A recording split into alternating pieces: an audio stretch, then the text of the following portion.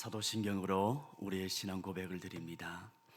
전능하사 천지를 만드신 하나님 아버지를 내가 믿사오며 그 외아들 우리 주 예수 그리스도를 믿사오니 이는 성령으로 잉태하사 동정녀 마리아에게 나시고 본디오 빌라도에게 고난을 받으사 십자가에 못 박혀 죽으시고 장사한 지 사흘 만에 죽은 자 가운데서 다시 살아나시며 하늘에 오르사 전능하신 하나님 우편에 앉아 계시다가 저리로서 산자와 죽은 자를 심판하러 오시리라.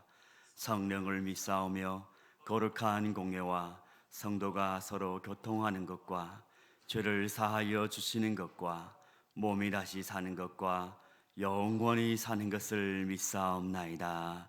아멘. 찬송가 484장 찬양을 드리겠습니다. 484장 찬양입니다.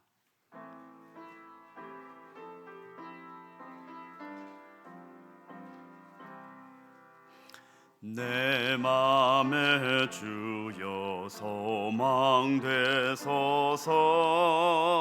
주 없이 모든 일 헛되어라.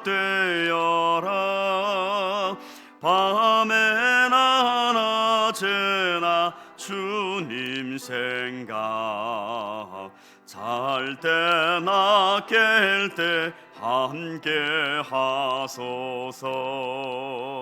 지혜의 주여 말씀으로서 언제나 내 안에 계십소서.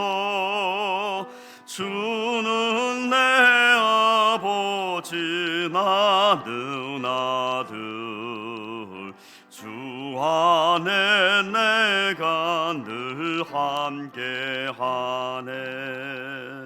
세상의 영광 나 안 보여도 언제나 주님은 나의 기억. 주님만 내 맘에 계시오니 영원한 주님 참 귀하셔라.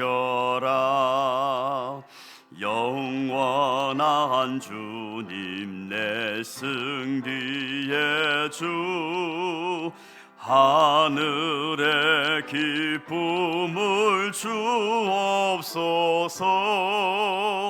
어떠한 고난이 닥쳐와도 만유의 주여 소망되소서.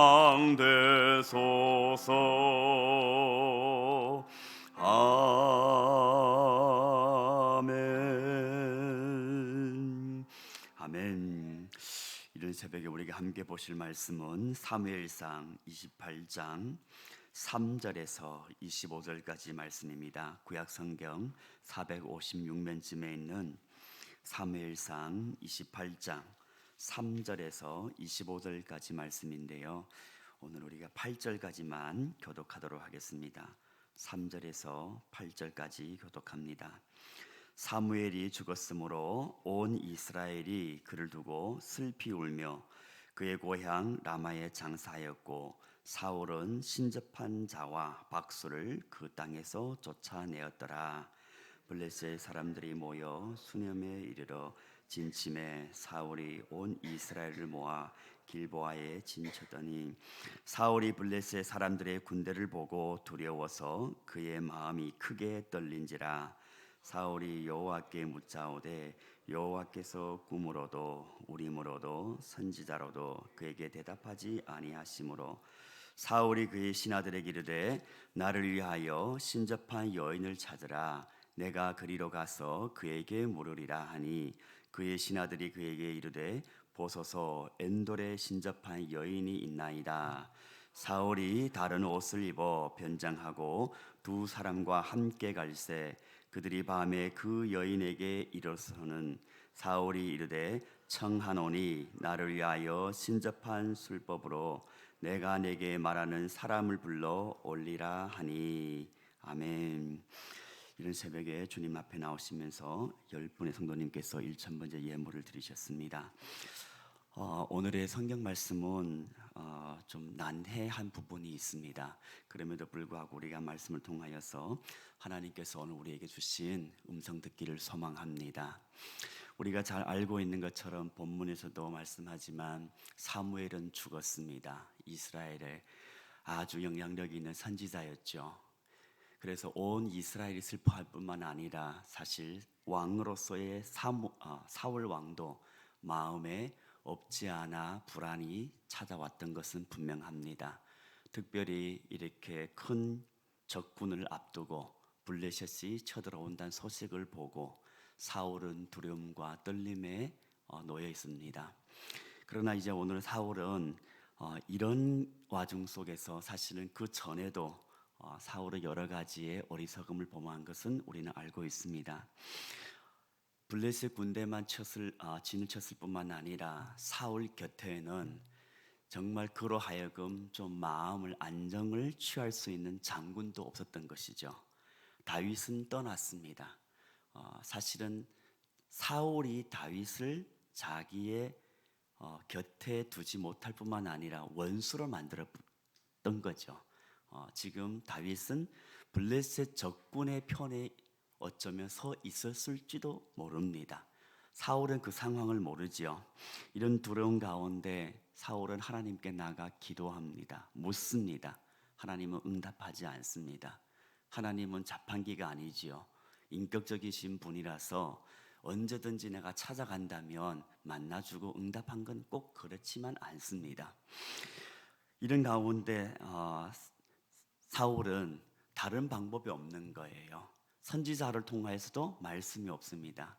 그 전에 사울은 우리가 그 다윗을 숨겨주고 그에게 떡과 물을 제공했던 아히멜렉과 85명의 선지자를 죽입니다. 그러니까 어쩌면 이스라엘 진영에 선지자 없다기보다도 그가 이미 선지자를 죽였고 또한 하나님을 떠났고 주변에 사람들도 없는 이런 상황 속에서 그는 최후에 어쩌면 아말렉과의 전쟁에서 소와 양을 남겨놓은 것보다 더 큰 만행을 저지릅니다. 그것은 신접한 여인을 찾아간 것이죠. 그런데 이 신접한 여인을 찾아간 이 사건에 대해서 이 여인이 그의 복수를 통하여서 땅에서 한 영이 올라온다는 것을 봅니다. 그런데 이 영에 대해서 여러 가지 해석들이 있습니다. 영은 두 가지입니다. 성령이 아니면 악령이죠. 그러나 분명히 신접한 여인이 성령을 불러올 수 있다는 것은 불가능하지요. 그리고 설령 사무엘이 하나님의 사람으로서 땅에서 올라온다. 그것도 불가능합니다. 결론부터 말씀드린다면 이것은 분명히 악령입니다. 물론 어떤 사람들은 이 신접한 여인이 거짓말을 하였다고 합니다. 근데 이 거짓말 하기까지 이 여인이 불러온 이 영이 나중에는 사울이 내일 죽는다는 것까지 얘기합니다. 그런 거 봐서는 이것은 단순히 여인이 거짓말했다고 볼 수 없죠. 그래서 우리 정통적으로 보편적으로 우리 해석을 보게 되면 악령이 귀신이 변장하였다고 볼 수 있습니다. 근데 이제 신학적인 해석을 떠나서 결국은 이제 사울이 최후의 비참한 결과를 맞이한다는 것을 사울은 듣게 됩니다. 그리고 그대로 이루어집니다. 왜 하나님의 세우신 왕이 최후에 이렇게 비참한 결과를 초래하였는가? 오늘 성경은 우리에게 답을 줍니다. 성경 기자는 명확하게 두 곳에서 그 답을 우리에게 말씀해 주고 있는데 7절 말씀입니다. 사울이 그의 신하들에게 이르되 나를 위하여 신접한 여인을 찾으라.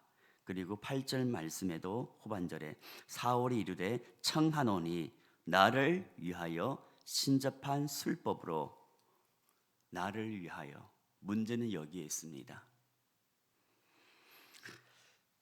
이렇게 나를 위하여 내 중심으로 신앙생활하고 살아갔을 때에 그의 삶의 목적이 잘못된 것이며 또한 이로 인한 여러 가지의 그의 삶에서 방향이 잘못되고 최후의 이런 비참한 결과가 초래했던 것을 우리는 사울의 인생을 통하여서 볼 수 있습니다. 이렇게 나를 위해서 살 때 탐심을 이길 수 없습니다. 그래하여서 하나님이 분명히 명령하였음에도 불구하고 그는 아말렉 전쟁에서 승리를 얻었음에도 불구하고 양과 소를 겉으로는 하나님을 위해서 제사를 위하여서 남겨두었다 하지만 사실은 자신을 위해서 남겨둔 것이죠. 그리고 나를 위하여서 살아갈 때 내 주변에 정말 나를 사랑하고 아끼는 사람마저도 그는 잃게 됩니다. 요나단 자신의 아들입니다. 미갈도 결국은 나중에 자기 아비를 속입니다. 그리고 사울을 위하여서 이스라엘을 위해서 충성한 다윗은 그의 질투로 인하여서 원수로 만들어 버립니다. 그리고 나를 위해서 살아갈 때 그는 늘 불안과 두려움에 휩싸였습니다. 설령 누가 자기보다 더 영광을 받을까? 설령 누가 자기의 왕위를 장탈할까 봐. 설령 블레셋 적군이 찾아와서 자신의 이 모든 것을 잃을까 봐. 늘 불안 속에서 살았던 것이죠. 그리고 심지어 나를 위하여서 사는 사람은 최후에 보게 되면 여호와의 이름마저도 망령되게 부릅니다. 오늘 읽지는 않았지만 10절 말씀에 사울이 여호와의 이름으로 그에게 맹세하여 이르되 그 여인에게 맹세하는 겁니다. 신접한 여인에게 내가 이 일로는 벌을 당하지 아니하리라 하니 전에 사울은 신접한 사람들을 모두 다 쫓아버렸고 못하도록 하였습니다. 그러나 지금 이제 사울은 여호와의 이름으로 맹세합니다. 나를 위해서 사는 삶은 나중에 최후에는 눈에 보이는 것이 없습니다. 무엇이 가리지 않습니다. 결국은 불신앙으로 전락하게 되고 그리고 그는 숨어서 신접한 여인을 찾아가게 되지요. 사울의 겉모습은 하나님을 위하여서 이스라엘을 위하여서 왕의 직무를 수행하였는지 모르지만 사실 내면에서는 늘 자신이 가장 우선이었던 것입니다. 오늘 우리 이 말씀을 통하여서 저와 여러분의 삶에 우리의 기도가 나를 위한 기도인지 하나님을 위한 기도인지 한번 곰곰이 뒤돌아볼 필요가 있다고 생각합니다. 그리고 내가 지금 불안하고 있는 것이 하나님의 영광이 가려졌기 때문에 불안한 것인지 아니면 나의 욕심이 이루어지지 못하여서 불안한 것인지 우리 한번 점검할 필요가 있습니다. 지금 내가 무엇을 잡고 내가 무엇을 놓지 못하고 그것이 하나님의 영광을 위한 것인지 아니면 나를 위한 것인지 우리의 삶의 행복과 우리 최후의 영광을 받는 것은 결국은 우리의 삶의 목적에 어디에다 두는 것입니다. 하나님을 위한 것인가 나를 위한 것인가. 신앙은 피도된 목적대로 하나님을 영화롭게 하는 삶입니다. 때문에 우리는 이 신앙을 나를 위하여서 살아간다면 결국은 우리는 초조하고 불안하고 불행에 빠질 수밖에 없습니다. 삶의 목적이 잘못되면 하나님을 영화롭게 할 수 없을 뿐만 아니라 나를 위하여서 살면 결국 하나님은 나의 욕망을 채우는 도구가 될 뿐입니다. 하나님은 절대 그 속임에 속지 않죠. 하나님은 절대 인생의 욕망에 이용을 당하지 않습니다. 때로는 우리의 삶 속에서 내 마음대로 내 멋대로 살아가지만 어쩌면 낭패를 보지 않고 찾아오지 않는 것은 하나님의 길이 인내하심과 참으심이 있기 때문입니다. 그러나 이것을 무시하고 여전히 우리가 회개하고 돌이키지 않고 여전히 나를 위해 살아간다면 어쩌면 사울의 최후의 결과가 우리라고 면한다고 말할 수 없습니다. 큰 고통을 당하기 전에 큰 비참함을 당하기 전에 속히 돌아오는 것이 지혜이죠. 오늘 이 새벽에 하나님을 만나고 저와 여러분의 삶 속에서 정말 불안과 초조 속에 사는 것이 아니라 하나님을 만나는 가운데 확신과 평안을 누리는 저와 여러분 되기를 소망합니다. 그리고 새벽 예배를 통하여서 이 기도를 통하여서 우리의 삶의 목적이 방향이 계속해서 하나님께 고정되고 나에게 주목되는 것이 아니라 정말 하나님을 바라보고 하나님을 향해서 나아가는 복된 제 가족들 다 되기를 예수님의 이름으로 축원을 드립니다. 기도드리겠습니다. 하나님 아버지, 우리의 삶에 이 세상의 유혹과 그리고 우리 내면에 자꾸만 솟아오리라고 하는 욕심으로 인하여서 하나님을 떠나고 내 마음대로 나를 위하여 살고다는 충동이 있을 때가 많음을 주님 앞에 고백합니다.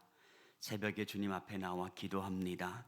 하나님 얼굴을 뵙기를 원합니다. 그리하여서 이 세상의 환경이 변하여 한달지라도 불안과 초조 속에서 떨고 있는 것이 아니라 하나님의 임재 속에 평안과 안식을 누리는 우리 모두들 다 되도록 하나님 은총을 베풀어 주시옵소서. 그리고 무엇보다도 정말 하나님께서 나에게 주신 그 모든 은혜를 가지고 그 기억하면서 하나님의 영광을 위하여서 주님 뵈는 그날까지 끝까지 충성하며 달려가는 우리 모두들 다 될 수 있도록 하나님 우리를 붙잡아 주시옵소서. 새벽에 나오면서 1000번째 예물을 드립니다. 우리의 간절한 기도 제목, 몸된 교회와 하나님 나라를 위한 기도 제목을 올립니다. 하나님 헌명하여 주시옵고 응답하여 주시옵소서. 이 하루도 주님과 동행하면서 승리하는 우리가 모두들 될 수 있도록 하나님께서 또한 크신 축복으로 함께하여 주시옵소서. 예수님의 이름으로 기도드리옵나이다. 아멘. 하늘에 계신 우리 아버지여, 이름이 거룩히 여김을 받으시오며 나라의 임하옵시며 뜻이 하늘에서 이루어진 것 같이 땅에서도 이루어지이다. 오늘날 우리에게 일용할 양식을 주옵시고 우리가 우리에게 죄 지은 자를 사하여 준 것 같이 우리 죄를 사하여 주옵시고 우리를 시험에 들게 하지 마옵시고 다만 악에서 구하옵소서. 대개 나라와 권세와 영광이 아버지께 영원히 있사옵나이다. 아멘. 받은 말씀이 기도 제목이 됩니다. 그리고 공동체 기도 제목을 가지고 함께 먼저 기도하기를 소망합니다. 나라가 안정되고 남북이 성경적인 평화로운 통일을 이루도록 위해서 기도하며 환우들에게 하나님의 치료와 회복의 은혜를 달라고 구하고 성도님들의 생업과 자녀들의 앞길을 인도해달라고 우리가 위해서 기도한 후에 개인 기도 제목 가지고 하나님 앞에 나아가겠습니다. 다 같이 기도합니다. 하나님 아버지, 이른 새벽에 주님 앞에 나왔습니다. 주님 얼굴 뵙기를 원합니다. 우리의 삶이 주님 앞에 더욱 연락되기를 원합니다.